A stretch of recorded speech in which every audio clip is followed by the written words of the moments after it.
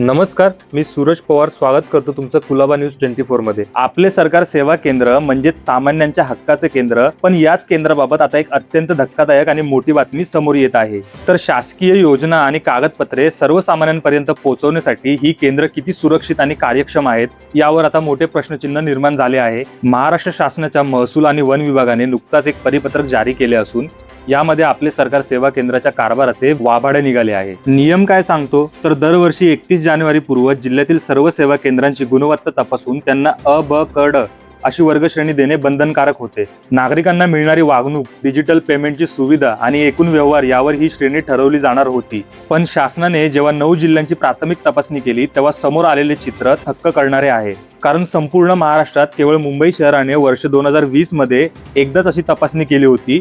बाकीच्या 81% जिल्हाधिकाऱ्यांनी या नियमाकडे सपशेल दुर्लक्ष केल्याचे चित्र समोर आले आहे।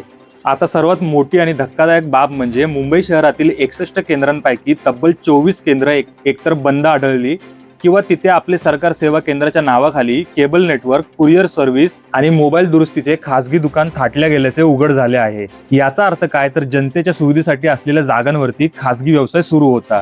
या गंभीर हलगर्जीपणाची दखल घेत आता शासनाने सर्व विभागीय आयुक्त आणि जिल्हाधिकाऱ्यांना कडक शब्दात ताकीद दिली आहे। तर यापुढे दरवर्षी 31 जानेवारी पूर्वी सर्व केंद्रांचे मूल्यांकन करून त्याचा अहवाल थेट शासनाला सादर करावा असे कडक आदेश सहसचिव कैलास गायकवाड यांनी दिले आहेत। आता या कडक आदेशानंतर तरी राज्यातील सेवा केंद्रांचा बेजबाबदारपणा सुधारणार का आणि खासगी धंदे करणाऱ्यांवर काय कारवाई होणार याकडे सर्वांचे लक्ष लागले आहे। यावर तुमच्या प्रतिक्रिया काय कमेंटमध्ये आम्हाला नक्की कळवा आणि अशाच नवनवीन माहितीसाठी आपल्या कुलाबा न्यूज 24 ला फॉलो करायला विसरू नका।